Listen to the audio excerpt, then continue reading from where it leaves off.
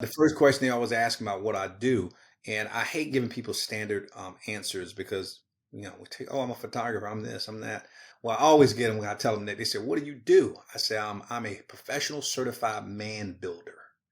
That's what I do. Now, Nick, you imagine the response I get, especially if I'm sitting next to a female. What? They said, I said, I fix broken men. That's what I do. Right? And so it starts a great conversation. But for the obvious question is, what is a professional certified man builder?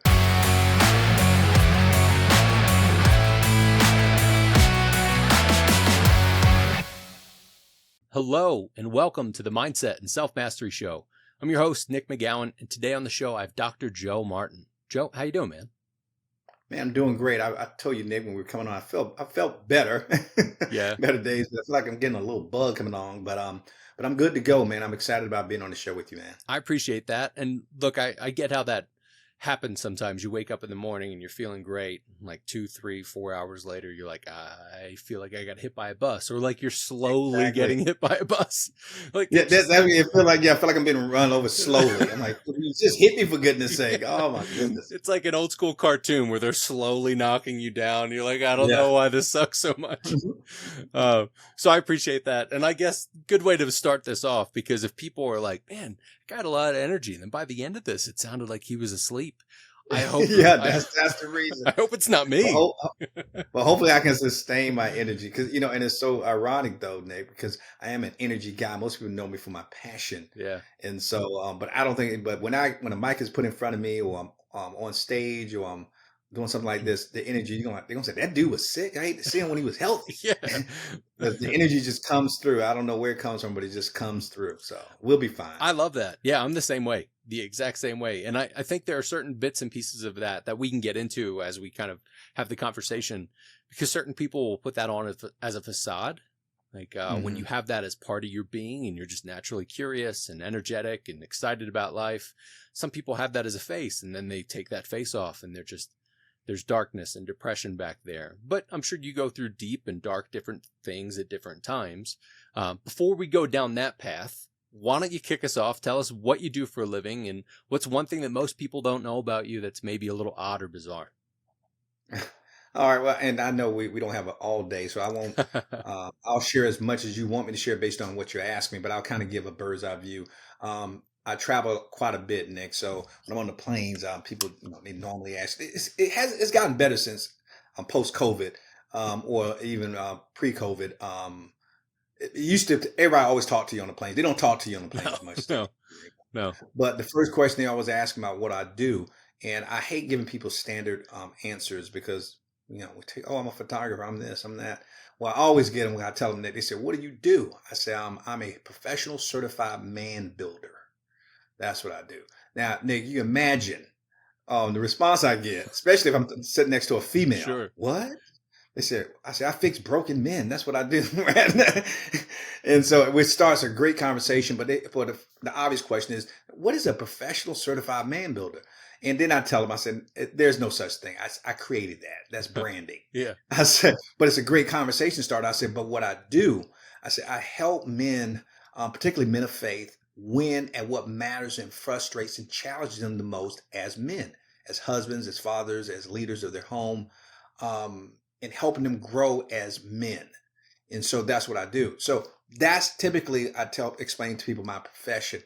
I think the second part of your question is what do you say? What most people wouldn't know about me, I What's guess. kind of weird and something that most people wouldn't know, or probably even your closest friends. I like to be able to get like down to those weird things. Oh, now see, it's different when if you're talking about the person Joe Blow and who never met Yeah, before. he As doesn't far, know but anything about you. so I'll give you two. Then what the average person would know if I just met them or hung out with them a little bit, they wouldn't know that I'm an avid. When I say avid, I am an avid pickleball player. Nice. And I play and compete nationally in tournaments all What? across the country. You told me that you're in Albuquerque. I mean, I've played in New Mexico. I've been all over the country playing pickleball, and I am addicted to the sport. And I've only been playing for a couple of years, but I've gotten really, really good, and I've probably medaled in half the tournaments that I've played in. And so that's probably what most people wouldn't know about me. Now, when it comes to my closest friends, oh man, that's when the question gets more difficult because you don't know me personally, Nick, but my life is an open book. Most people are shocked and surprised how vulnerable I'm willing to be and how much I'm willing to share about my personal life. But as a professional speaker and an author, I'm on stage always talking about my life, and Yeah. that's the good, the bad, the ugly, and everything. So it's not much that I can tell people that they wouldn't have either heard me say on stage, heard in an interview. And to my point, my wife gets mad sometimes. It's you can't tell everybody everything. Some of the stuff you got to just keep between. I'm like, Some but things. I keep telling myself, but how can I help people if they don't really know and you don't tell them the truth? Yeah. So that's a tough question about what I'm thinking. What would my friends not know about me that I haven't told them? And nobody's ever asked me that question before. What would they not know? Wow. Well, oh, wow, I got All something. right. And this is not that deep though, but it's something they wouldn't know. Um, I don't like cooking. I mean, I'm not like horrible, but I don't care if I ever cook. I won't even touch a stove. My stove, like it's never been touched. We have two kitchens, so my wife cooks on. That's another story. Okay. But I don't cook. But here's what and people know that, but what they don't know, Nick, and I can't explain it. Well, maybe I can't explain Do it. your best. I freaking love cooking shows.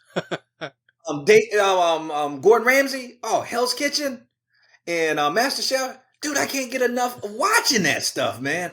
I just love watching it. And my wife and my daughter and even my son, they look like, why? Why are you watching that? You don't even like cooking. Why do you watch it? And most people are shocked when they hear that I like watching cooking shows because people know I don't cook. And so, but I think I really enjoy it so much is because it's not about the cooking itself, but if you ever watch those shows, Nick, the passion Yeah. that cooks have, it blows me away. I know why I get passionate about what I do. You know why you get passionate about what you do because we help people, Yep. we make an impact on their lives, we're quote changing lives, we're changing their mindsets, we're doing all this great stuff. They're just cooking a meal, but yet it's not just Yeah. cooking a meal. Yeah. And they tear up when they talk about it. They cry, and I mean they take it so personal. And when somebody likes their food, I'm like, I had no idea Yeah. that people can get that passionate about cooking. And so passion recognizes passion. Mhm. So what I do is I highly respect people who can cook and who love anything that they do. I don't care if it was a cooking show or it was a photography show. Anybody with that kind of passion, they have my respect. So most people wouldn't know that about me. Well, I'm glad that you continued on the way that you did, so we didn't have to get into your food porn addiction, and, Yeah, and, like actually have to come to grips with that. Uh, Oh, that's great. what a cool thing too to be able to passion recognizing passion. Mhm. I don't think that people talk about that enough. I'm sure, if you and I were hanging out, we would talk about it. They're the people that are like us that are complete nerds in that sort of sense. Like, oh my God, did you see this? Did you see how this ties together? Most people are like, Right. shut up. I'm just hungry. Like, knock it off. I've tried to have conversations with people about that, about sports. Like growing up, I played some sports growing up, but I was mainly a fat little kid who played like left back on away games. It was pretty bad. But I was pretty good at baseball. And I remember thinking, well, if I did something, I could do something with that. And then didn't want to do it through high school and kind of stepped away from it. I mean, it was hard in 2001 with 76ers getting to the finals. I mean, it was hard to step away from sports at that point, but I remember stepping away from it, not watching or anything. And then maybe 7-8 years later, I started watching again and it hit me. It was the same thing. It was about the passion. Yeah. These guys and girls or women, they go out and they put everything into every Everything they have moment, in it. every single Yeah. nanosecond. And that's just what we see. You don't see all the stuff before that. Like they talk about it like, first, this person's the first one in the gym. This one's the last one to leave the field, all that. And you think like, that's cool. Can I have another hot dog? Like whatever. And you just go about with life. But that passion and being able to see that and understanding the actual depths that are below that. I'm sure you get into some of that stuff with the men. Like, I often think about, we're not broken. We're just blocked. there's just something that's blocked, and we need to be able to work through it and process through it. And tell us a bit about the, maybe not specifically like naming out some of the men, but some of the Mhm. situations that you've seen where men felt like they were totally broken and they were able to see that passion again within themselves, and therefore their purpose came out and life just changed. Like they dramatically had that energy back again. Yeah, that's a broad question, but what I can tell you in general that I think would help the audience in hearing, we work with a lot of men. I mean, we coach them, we mentor them, we counsel them, we offer them accountability. We do small groups, we do large groups. I speak to men, and so in a sense, when I say I'm a certified professional man builder, even though I'm saying that tongue in cheek, I know more about men than the average man. And you can imagine I'm often requested on television, radio, to quote, be this quote man expert. And it's not that I'm all that, I'm smart and all that. It's just that I just have taught to a lot of men. And if anything, I would, instead of pointing at anything in particular, I would look at the broad picture of what I see us struggle with the most as men, because I think that would benefit the listener. Because he may, I'm sure you have women listening too, but he may be unaware that these are major challenges in his life. And what I see from what I've learned working with men and watching men and coaching men, mentoring men, is that we struggle with several issues. One is identity. We don't know who we are, Mm. and we define ourselves by what we do most of the time. And if it's not by what we do, we measure ourselves by results. Hmm. And what we accomplish or don't accomplish. And we measure ourselves by how we feel, guilt, shame, regret. Selfishness is another challenge that we have to deal with. We're always on our mind and we're only thinking about ourselves a lot of times. And so our perspective is skewed because we think life is about us. And so that's an issue that I see us struggle with men. Fear, in which, Nick, I'm sure you see this a lot of times. Like you said about being blocked. What's blocking us usually is fear. We're afraid of something. Something won't happen. Something will happen. Won't happen the way we want it to happen. And so that fear keeps us paralyzed. And we're afraid of so many different things, from failure to even success, Mm-hmm. that we don't know how we're going to deal with it. And so that's a challenge that we face as men. Dealing with a lot of men, I realize pride, is a huge issue with us. Our egos. We won't admit when we need help. We won't admit that we can't do it. We won't say, hey, I need you. I need you. We won't admit it. So our pride gets in the way. And if it's not an arrogant pride, I don't need you, it's a fearful pride. Sure. What will you think of me if I do ask you for help? Yeah. Another thing we battle with is ignorance. And I'm not just talking about a level of education. I'm talking about we don't know how to do something, and we're not asking people to help us, teach us, but we would rather go on not knowing, pretending we know when we don't know. So we don't know how to change. Yeah. I often joke, but it's not really a joke, it's the truth, that as men, we suffer from what I call undiagnosed learning disability that the school system did not pick up on when we were in grade school. Because you've heard of ADD, ADHD, and all these other alphabets, but we overlooked ABT, the learning disability. ABT ain't been taught. And most of us want to be successful as men, husbands, and fathers, but the truth of the matter is we weren't taught by the fathers in our home or the men in our circles. So ignorance is a huge challenge for us. One of my pet peeves that I know that we have as men, and all these things and stuff I had to fight I fight in my own life. I'm not immune from all this stuff. I go through this stuff too. But it's interesting. I knew I battled with this stuff, but to know how many men also struggle with the same things, it's enlightening and also refreshing because you realize you're not alone. Yeah. And so we all need each other. But another big one, and this is my pet peeve with us as men, is apathy. We don't care enough to change. It hasn't gotten bad enough. We treat it like it's not a big deal. One way I put it in context for us, I said, our wives are telling us when things are not right, baby, do you smell, Nick, do you smell this? Did you smell some smoke? I think I smell smoke. Oh, baby, it's no big deal. It's not any smoke. But I thought I heard the alarm go off. No, I'm sure it's nothing. Then, Nick, I think there's a little fire in the kitchen. There's a fire. I think that's where the smoke is coming to the kitchen. I'm sure you can handle it, baby. Take care of it. It's no big deal. And end up happening, the whole house burns down except the couch we're sitting on, and then we're wondering why she's leaving. Because everything we've owned has been burnt down except the couch we were sitting on. And we wonder, why won't she come back? Because she's lost everything except that couch you're sitting on. So we tend not to care until it gets really, really, really bad. And a lot of men I know can relate to that, because that's when now they're in counseling. They're getting the help they need. And they thinking now that's going to save their relationships. But they waited too long. And counseling was not meant to save a relationship. It was supposed to help you maintain a strong relationship, help you see your blind spots. But I'll give you a few more things that come to mind. Laziness is a challenge. That's why I think you and I resonate with people who are passionate, because that's not something they battle with, is laziness. Because they know what they want, they're going after it, and they're going to run through a brick wall to get it. And also, people like us have a low tolerance for people who are lazy. And I put lazy in quotes, because even we get lazy by stuff we're not excited about. Yeah. I'm talking about the person who seems not to get excited about anything. They're just stuck. Like you said, they're being blocked. They don't feel, quote, motivated. Another thing is that we got our priorities mixed up. A lot of men, they put career above everything, and it gets out of whack. And then they wonder why the relationships are suffering.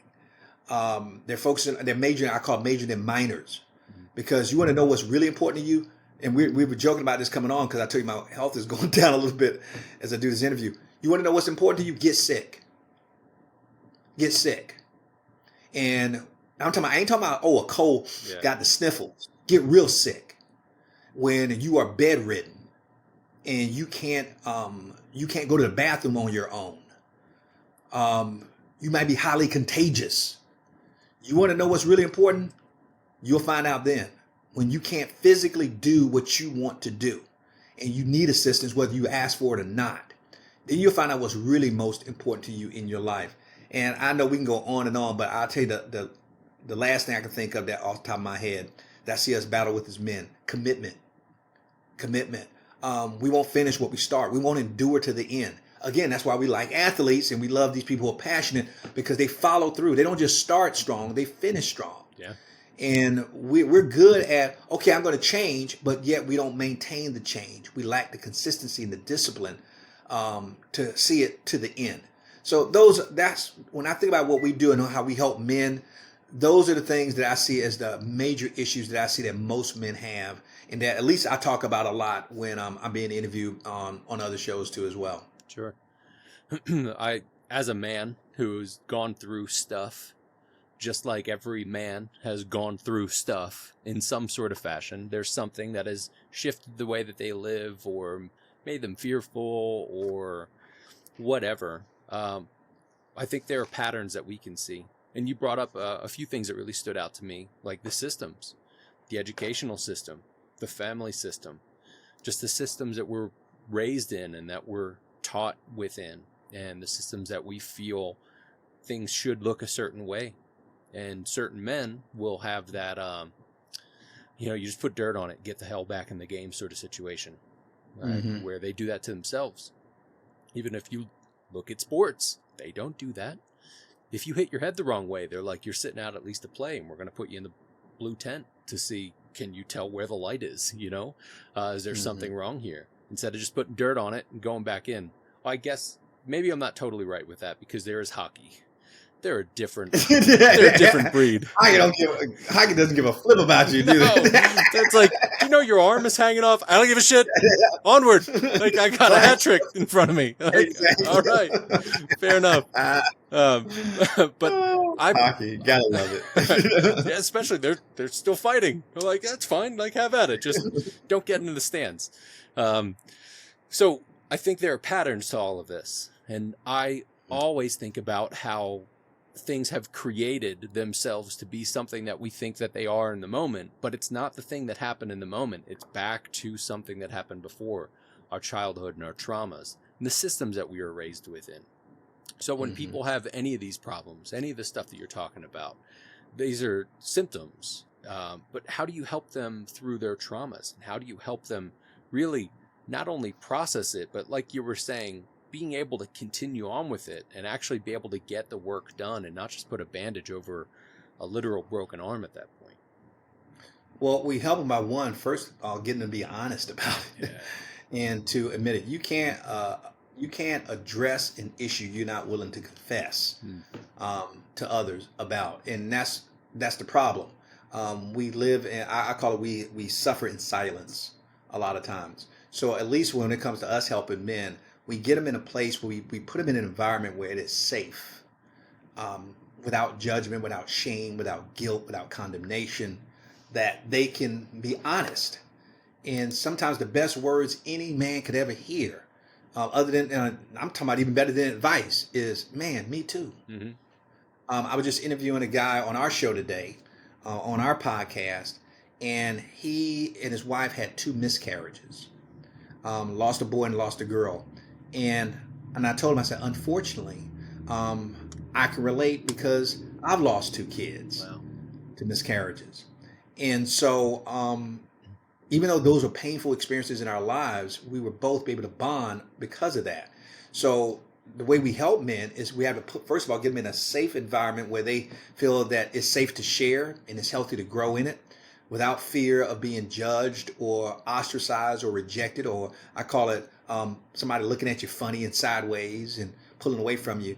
Get them in that type of environment, and then being able to be honest and transparent about it, and then have another man be able to look at you and say, hey man, me too. Now, we're not going to have a pity party about it, but now that you can get that off your chest and we can talk about it, you don't have to be ashamed about it. Yeah. I often tell men, also, that God will only choose to heal what you choose to reveal, not conceal. So you can get help for almost anything you're dealing with if you're willing to open up your mouth about it and talk about it.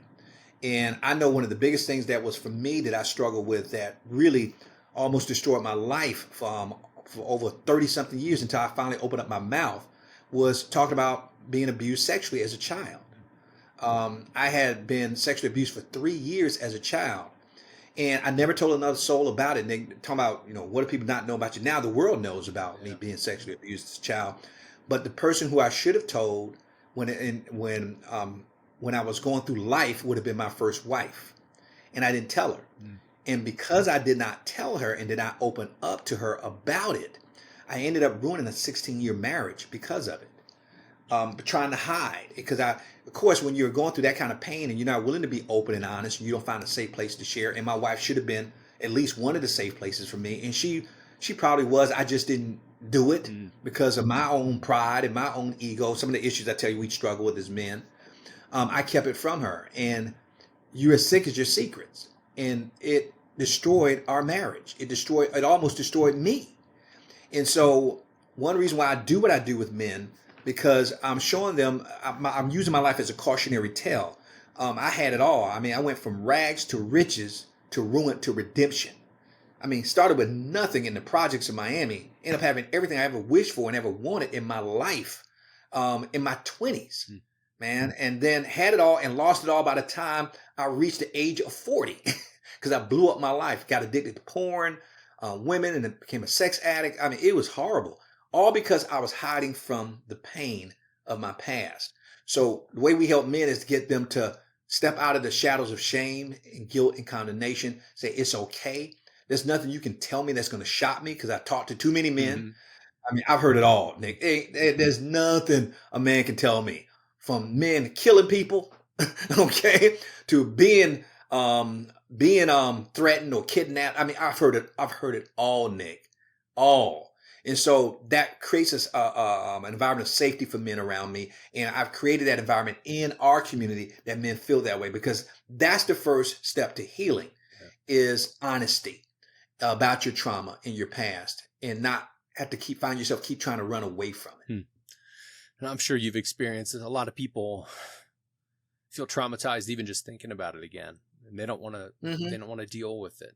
There's even talk about how therapy and talk therapy doesn't help as much as it could or should, possibly even, because it just brings it back up, and you don't actually process through it. You don't go in and subconsciously heal it and get it out of your cells. You're just kind of talking through it. But that is with overkill, I think. Like if you just keep talking and talking and don't do other things to it, Yeah. you have to do the other bits and pieces to it, the processing or whatever that's going to look like for you. But for a lot of men that go through stuff, they often think they're alone, as I'm sure women do too. You know, it doesn't matter what Mhm. sex, you probably do things and you're like, oh, I'm all unique and this is how I do things. It's that first step to be able to actually talk about it.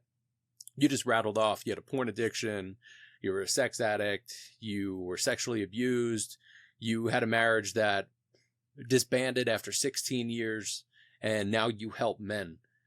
That's the reason why I have this show, is to be able to get into the shit that you went through, because Mhm. the people that are actively going through it now, or had recently gone through it, or are actively trying to do something about it, they're feeling alone, or they're Right. feeling unsure of what they do, how they go through it.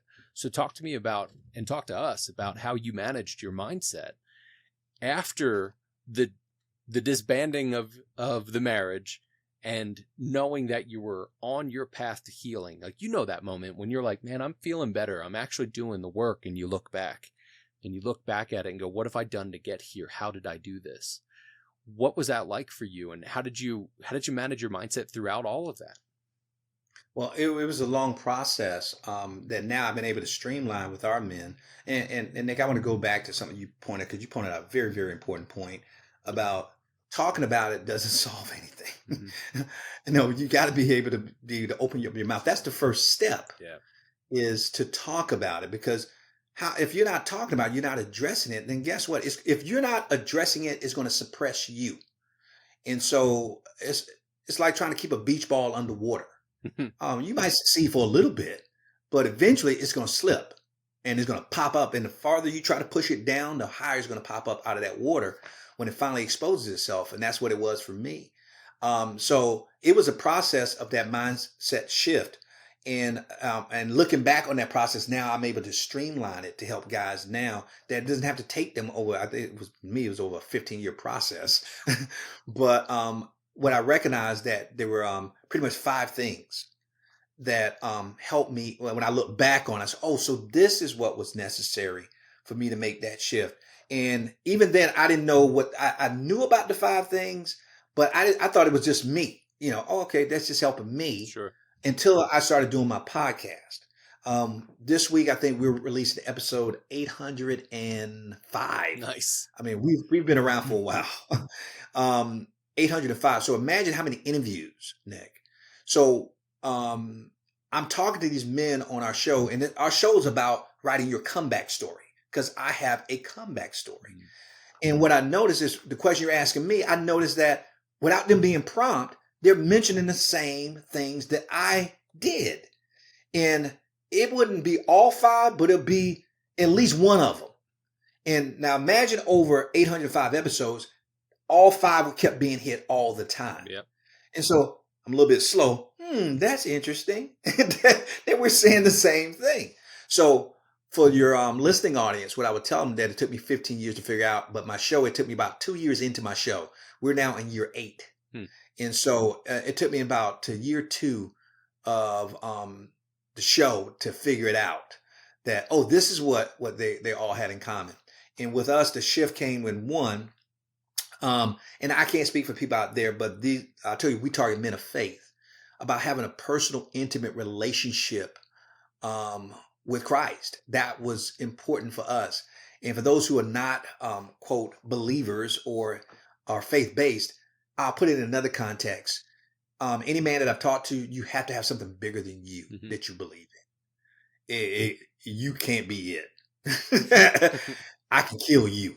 You see what I mean? It's got to be something bigger Great way than to you. put that. If you the only person, if you it and you can die, no, Yeah. it's got to be something bigger than you. But so for anybody, based on their own religion and faith, it doesn't matter. But I've noticed that it has to be something bigger than you. Something has to supersede you to give you a bigger meaning for what life is all about. And so I noticed that all these men had that in common. And so that's when the shift started happening. We realized, oh, it ain't about me. It's bigger than me. How did I get here? What's the meaning of life? Why am I here? What was I meant to do? And guess what I find out? My friends can't give me the answer to those questions. Something must be bigger than me that has an answer to those questions. So the search begins. So whatever you searching for, that's what I was, I had to discover what that was. That changed everything when I realized life was bigger than me. Also, when you realize life is bigger than you, now you'll see that past trauma that you've gone through and the pain and the suffering and the loss, now it starts to take on a new meaning because now you see meaning in it. You find purpose in it and you realize your pain doesn't have to be wasted. There can be a purpose behind the pain. Because now I can help people who've been sexually abused. Yeah. I can help people who are recovering porn addicts and sex addicts. I can relate to somebody who grew up in the projects, in the hood, in abject poverty. I can relate to people who've lost children to miscarriages. I can relate to people who've had friends shot and killed and family members who are incarcerated. I can relate to that when I thought that was my punishment in life, that bad things were happening to me. No, it wasn't to break me. It was to build me. It wasn't to ruin my life. It was actually being added to my resume to give me the credentials and the qualifications to be able to help other people deal with their pain and suffering. So one, I noticed that was a big thing, that you had to have something bigger than you that drives you. I ain't talking about a career. I'm talking about a purpose that's bigger than you, something that transcends this reality. Another thing was, I didn't realize the importance of having a community, a team around you. I realized very quickly as I did my show and started talking to more men, and wow, Nick, I have more degrees than the doggone thermometer, man. You think I'm smart enough to figure this out. But I didn't know until I started doing this that a man, and I guess you could say for women, but I only work with men, a man is only as strong as the number of other stronger men he has on his team. We were talking about sports. You can look at even individual sports. They still have a team around them. Even individual sports. Yeah. Tiger Woods has a swing coach. Mm-hmm. He has probably a mental psychologist, somebody to help him with his mental game. He has a nutritionist. So he has a team around him. And what I realized, a man is only as strong as his team.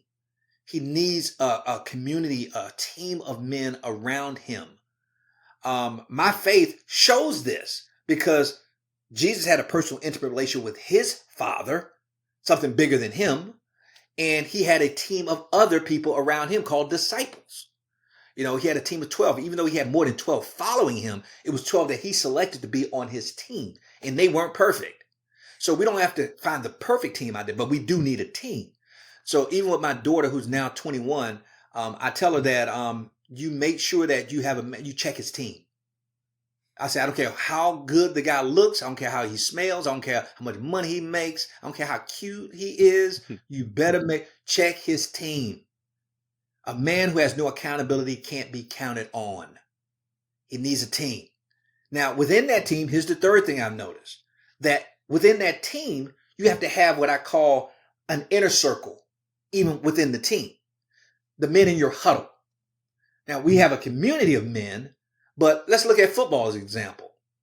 They have the team, about 48, 49 players on the football team, but they're split into offense, defense, special teams. Mm-hmm. And guess what? The quarterback has a relationship with everybody on the team, but he has a special relationship with the wide receivers and the offensive linemen. Mm-hmm. And when they go out on the field, they're not on the field at the same time. He's in the huddle with the offense. The quarterback is. And he's not hanging out with the safety or the defensive end. But they love each other, and they're all trying to go towards a common goal, the Super Bowl. But they have their own personal connections even within the team.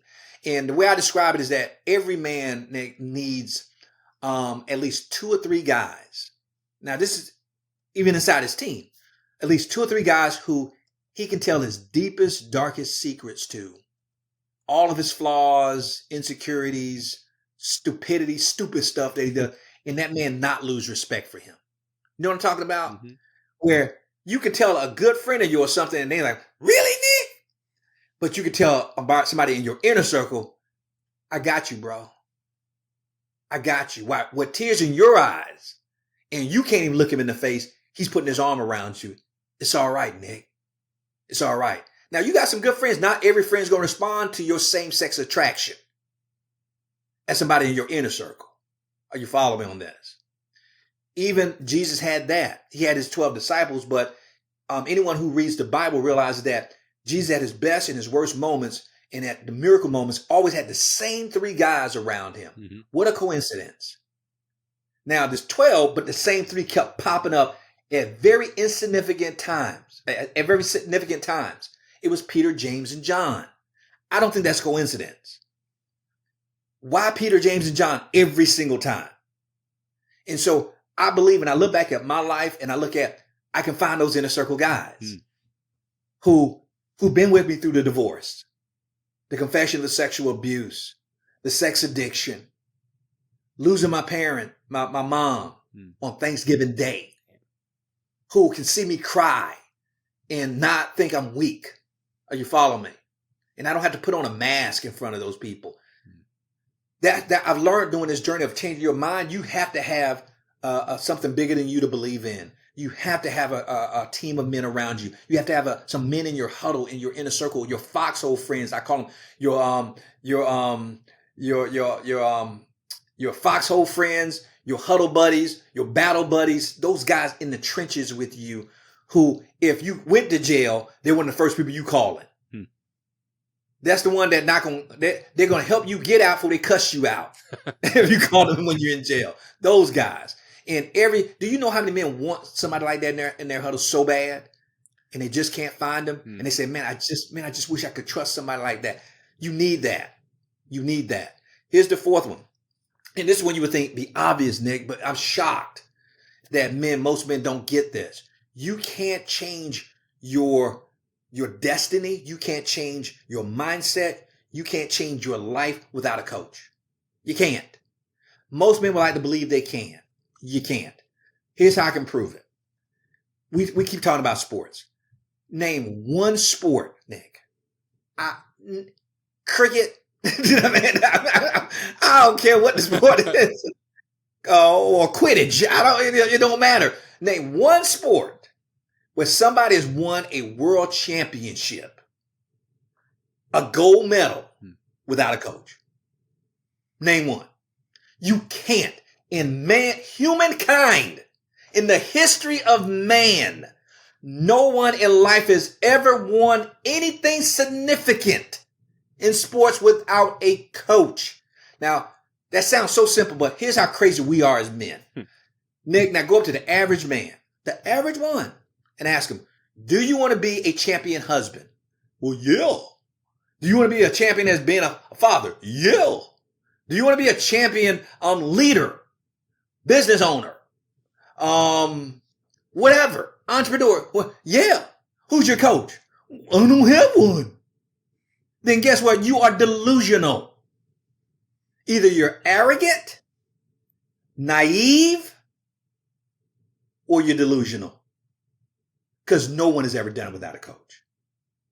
And most men don't have someone who can pour into them, teach them. And I'm not talking about somebody even fantastic, somebody just a little bit ahead of you.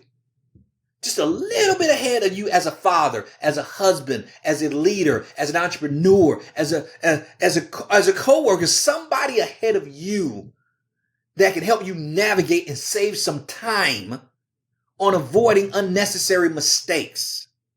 Somebody just a little ahead of you. And here's the thing. Most people think when they think coach, somebody has to be somebody older than me. Age has nothing to do with it. Age doesn't make you a great coach. Age doesn't make you wise. It just makes you old. Do you have any maturity? Do you have any success in that? Why in the world are you going to go out go pursue something and somebody's already done it before successfully and you're not asking them how they did it? That's common sense. And most men, we don't, man, I'm failing as a husband. I'm failing as a father. I'm failing as this. Well, who's your coach? Well, I don't have one. Then of course you're going to, you have to fail. You have to. If you don't fail, this ain't working. Life ain't right. If you can succeed without a coach, then life don't make sense.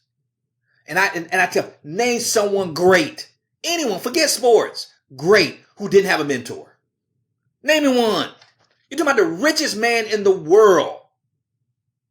Richest man in the world has mentors and coaches. So that was one of the fourth. That one just bounced me because that seems like the most no-brainer. And yet most men, I would say if I had to put a number on it, 9 times out of 10, most men don't have coaches and mentors. They don't. That sounds crazy to me. 90%, yeah. 90% don't have it. And here's the last one. And most men, I get in trouble when I tell them this. But again, I had to learn this over a 15-year process. We need counseling. We got to get counseling. Nick, there's no way around it. We need to get counseling. Man, I said, when's the last time you had counseling? Well, I've never had it before. Okay. When's the last time you had counseling? It was about 5 years ago. When last time you had counseling? Oh, it was about 2 years ago. And they said, well, what's the problem? I said, what's the problem? I said, do you drive an automobile? They said, yeah. I said, how often do you get the oil changed? Every 3,000 to 5,000 miles. I said, what if you waited every 3 or 5 years to get it changed? What happened to your car? They say, I'll burn out the engine. I said, guess what? You're burning out yourself. You would change the oil in a freaking car, but you won't get counseling? Are you freaking crazy? See, we think counseling for crazy people. No, you're crazy if you don't go to counseling. Counseling wasn't there to fix you. It was helping you. It's an oil change. To check. When I go to counseling at least 3 times a year. It's not because my life is falling apart, Nick. Can you check the air pressure? Can you check the tires? Can you check the oil? Can you check the valve? Can you check? I just want to make sure I can keep this car on the road for as long as I possibly can. But there's a difference between taking your car in 3 times a year and having to take it in every week. Do you know it's cheaper to get a counselor 3 times a year than 3 times a week? They charge about $150 an hour. And so counseling is common sense. And men, we have all this trauma. We didn't have perfect parents. We didn't grow up in a perfect environment. We've had betrayal happen in our lives. We've had broken relationships. And then you ask them, are you getting help for that? And most of them are not getting counseling. So that's how I've been able to have my mind focused in the right way. But now to realize that, men, I got to help you get these 5 things. You got to have these 5 things in place. I'm not guaranteeing your life is going to be easy because you have those 5, but I haven't met a man yet who has those 5 who ain't winning. Now, he may be crying while he's winning, and he may be struggling while he's winning, but he's winning. I haven't met a guy yet. I have these 5 things, and my life sucks. I haven't met one guy like that yet. Not one. Not one. In over 800 something interviews. Not one. That's called a clue. Powerful things. It's interesting how a lot of men have a struggle with getting to the doorstep of any of that. So, of course, it makes total sense that you haven't talked to anybody on the podcast that thinks their life sucks with those 5 things, because most of those people have been doing it for a little bit too. I could almost, I think about the gray area, the people that are in between that may be on the process of starting to go through some of that and may still think that their life sucks, but they might have 2 or 3 of them on lock and maybe not all of it. And being able to start wherever you start within that list, as whatever man's in whatever spot that they're in, they need to be able to actually talk through it and work through things. And it's interesting how a couple of those, and I taking notes as you were rattling them off, and I'm looking at that list, and how a couple of those are really specifically about talking and being open and being able to start that process of doing the thing that's right for them to do. I'm sure you have different coaching sessions. I know I do at times where people will talk themselves to it and they go, all right, cool. Well, good talk. Glad you got there, because sometimes it just helps you just to talk it out and just be able to get it out. And I can tell your passion about this. I almost chuckled at one point because I was like, I remember this man telling me he was kind of sick. Kind of sick, I am. I was like, I think that's kind of, I'm calling bullshit on that. I told you, man. I tell you, when I get going, though, man, when I'm talking about what I'm passionate about, man, it's an out-of-body experience, man. Yeah, that's the way it should be, man. I mean, that's the purpose within you, to be able to get that out and that passion that you have. And I know there are men that are listening to this episode that are in different spots. Some that are right there with you that are like, go, go, go, go, go. Others that are like, look, you don't understand though. And no matter where that man is, it sounds like the thing that you're really getting to is just that initial step of being open to it. I've seen patterns Mhm. within our podcast as well. Your episode is probably going to be around 98, 99, so I'm close to 100.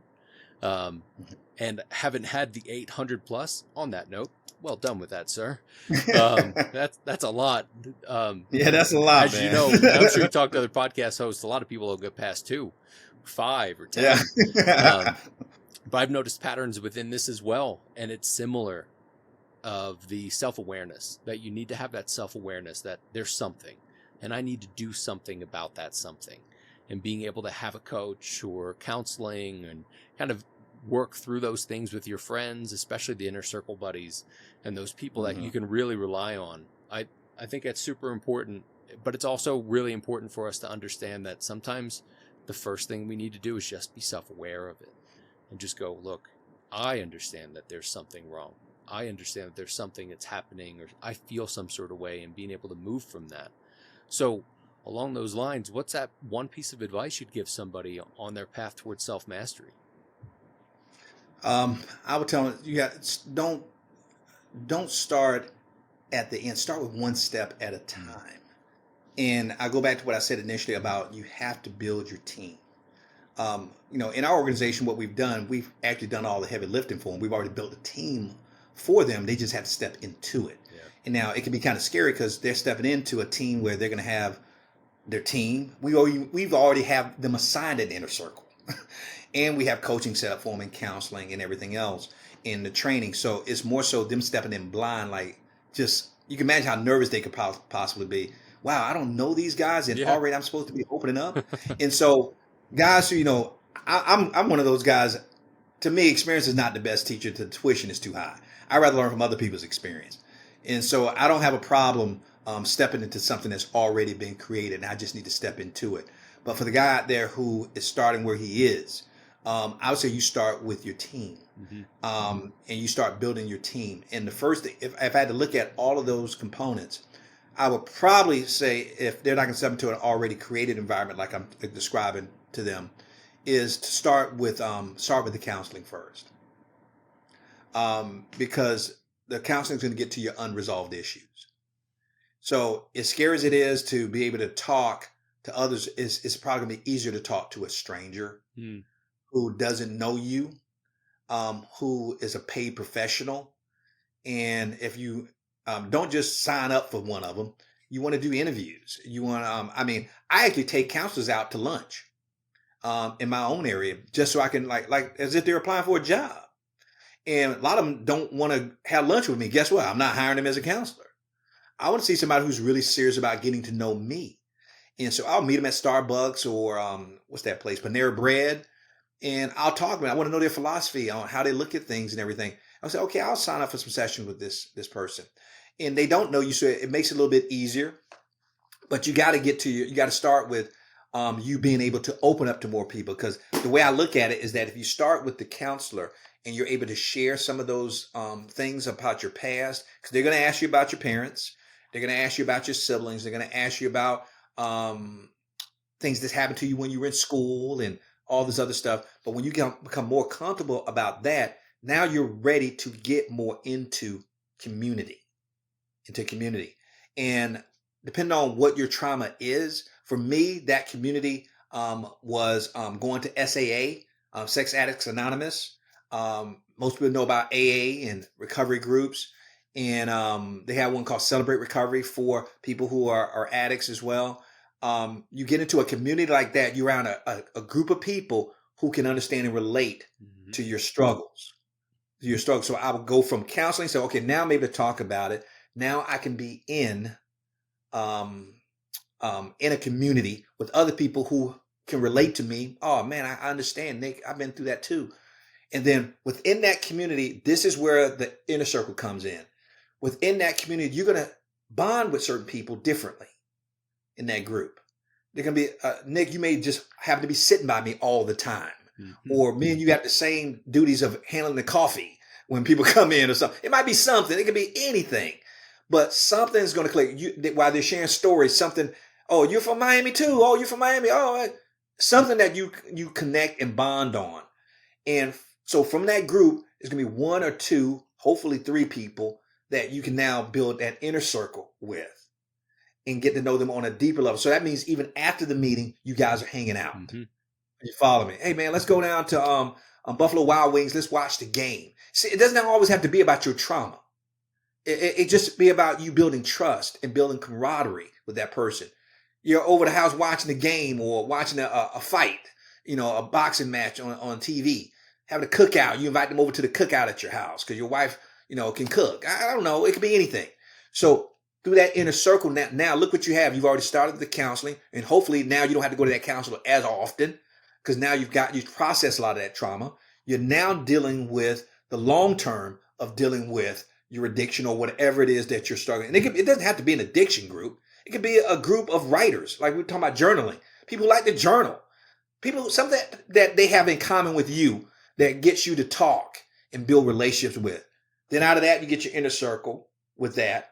Now, while you're in that inner circle or even around that community, keep your eyes open, your ears open. What's going to happen is you're going to see someone who seems to stand out among everybody else. We're all in the same boat, but when Nick talks, everybody listens.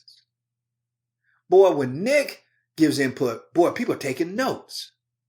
Man, when I hear Nick's story, wow, that's where I want to be one day. Are you following me? So Nick, guess what I'm going to do? I'm going to invite you out for lunch, for a cup of coffee. Because guess what I'm going to be doing, Nick? I'm recruiting you to be my mentor and my coach. I'm not going to ask you. See, I don't ask mentors to be mentors. I recruit them. They don't even know they're mentoring me until like 2 or 3 years into the relationship. And then I expose it to them like, dang, I didn't know I was your mentor. So why do you think I've been talking to you all this time? But you recruit them. You recruit that person because you approach that person and you pull them to the side. Now in that person who's a little bit ahead of you, I'm telling you, they're going to tell you they can believe it's something bigger than they are. Then you ask them, how did you ever develop that relationship? Show me how I can seek that and find that. Teach me how. Now you can see now why it took me 15 years. Because I was building my team. It took me that long to find the right kind of mentors, to find the right counselor, to find the right people who I can trust. Because guess what? Some of those people betrayed my trust. Some of those people I couldn't count on. And it took me a while till I finally built a solid team. When I started this organization, now I was focused on nobody's going to have to go through what I went through with betrayal, the wrong people. I'm going to already recruit the right people and build the team myself. And I'm just going to let you take advantage of it too. I want you to meet my mentors. Are you following me? I want you to meet my inner circle guys. I want you to meet my team. I want to introduce you to my counselors. I'm going to train you on how to have a personal, intimate relationship with your creator. And so that's how I thought I could help men, because most men don't have the patience to go 15 years or 10 years to build. But it's worth it. I'm telling you this, it's worth it. It's worth it. So that's what I would advise you to do, step-by-step process. But you can't just jump to the end of it. If you're going to do it on your own, you got to start building your team methodically and strategically and do it with some commitment. Yeah, and you got to do the work. There's no other way around that. Yeah, you got to do the work. There's no way around it. You have to do the work. That's the only way to do it. You have to do the work to get to it. Right, right. Man, well, look, it's been an awesome conversation. I really appreciate you being on today. Before I let you go, where can people find you and where can they connect with you? Oh, that's easy. All you have to do is go to realmenconnect.com. That's realmen, MEN, connect, CONNECT.com. And think about it this way, Nick. I tell guys how to remember it. What do real men do? They connect. You can't grow unless you're connected to other men. A man is only as strong as his team. Real men, what do? They connect. Realmenconnect.com. And Nick, if they are struggling to reach out to that one person, even to that counselor, and now that they heard me and they heard a little bit about my story, if they want to connect with me personally, we have a limited number of time slots that I put on my schedule every week to talk to people in the public, not just in our organization. And if they go to realmenconnect.com/call, CALL, it will give them my schedule, and it's going to be only a limited number of slots. But if they can get on my calendar, they will get to talk to me no different than you talking to me right now, Nick. And so they get about 45 minutes with me, and we can talk about anything. even if it's now how to build your own team and how to start doing that. So realmenconnect.com, or they can reach out to me personally, realmenconnect.com/call, CALL. Awesome. What a great situation that you have there. Especially, I love the open office hours, being able to say, look, we're here to talk. And that could turn into That's my profession part of me coming out. I used to be a university professor, so that's where the office hours come from. Yeah, I get it. I love that. I mean, part of our company, we have an agency, and we mess around with the idea of office hours. And I enjoy the idea of it, of being able to go, look, here, you have questions, we'll give you help for a half hour or whatever it is to be able to do that. So that's cool that you do that. And it's free. Yeah, and exactly. It's free. But the slots are limited. Yeah, and they always should be. Man, I appreciate you being on. Thank you so much for your time today. And I'll have all that information in the show notes and all. Again, it's been a pleasure having you. Thank you. And Nick, keep doing the work you're doing, man. Thank you for having me on the show. It's been an honor.